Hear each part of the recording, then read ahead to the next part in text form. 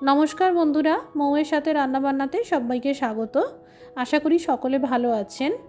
खेजूर गुड़ दिए भाजा चालेर पायेस के ना भालोबाशे। एकदम क्रीमेर मतन এই गुड़ेर पायेस रेसिपि आजके शेयर करब। कोनो रकम व्रत बा सत्यनारायण पूजाय भोग हिसेबेও दिते पारबेन। रेसिपिते एकटी करे लाइक दिए चैनलटी सबस्क्राइब करार अनुरोध रइल। कड़ाईते दिए दिलाम 1 चामच घी, एकटा फाटानो एलाच दिए दिलाम और 3 घंटा धरे भिजिए रखा এই গোবিন্দভোগ আতপ চাল দিয়ে দিলাম। পরিমাণে প্রায় 120 গ্রাম মতন আছে। কম থেকে মাঝারি আঁচে ভেজে নেব। 2 থেকে 3 মিনিট ধরে ভেজে নিলাম। এবার দিয়ে দিলাম কিশমিশ আর কাজু বাদাম, আবারও ভেজে নিতে থাকবো। এইভাবে চাল ভেজে নিলে পায়েসটা সত্যি খেতে অপূর্ব হয়। চাল ভাজা হয়ে গেছে। এবার দিয়ে দিলাম 1 লিটার গরুর দুধ। এখানে আমি প্যাকেট দুধের ব্যবহার করেছি। ক্রমশ নাড়াচাড়া করে দুধ গরম করে নিতে থাকবো।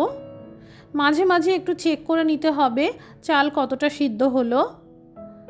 যখন চাল ভালো করে সিদ্ধ হয়ে যাবে তখন মাঝারি থেকে জোর আঁচের মধ্যে রেখে গ্যাসের আঁচটা কমিয়ে বাড়িয়ে দুধ ঘন করে নিতে হবে। যদি হাতে সময় কম থাকে তাহলে দুধ ঘন করার জন্য গুঁড়ো দুধ বা সামান্য করে চাল বাটা দিতে পারেন। আমি যেহেতু এই পায়েস গুড় দিয়ে করব তাই এই পায়েস স্বাভাবিকের থেকে একটু বেশি ঘন করে নেব, যাতে গুড় মেশানোর পর যখন পায়েস পাতলা হয়ে যাবে তখনও সঠিক ঘনতে চলে আসবে। এবার গ্যাসের আঁচটা বন্ধ করে দিলাম। 2 মিনিট অপেক্ষা করব। এই গনগনে ধোঁয়া বেরোনো বন্ধ হয়ে গেলে গুড় মেশাতে হবে। আমি 40 গ্রাম মতন পাটালির ব্যবহার করেছি। ভালো করে মিশিয়ে নিয়েছি আর পায়েস পাতলা হয়ে গেছে আর আপনা থেকেই সঠিক ঘনত্বেও চলে এসেছে। আমি এই পায়েস ভোগ হিসাবে প্রদান করব, তাই সামান্য কুচানো পেস্তা ছড়িয়ে দিলাম।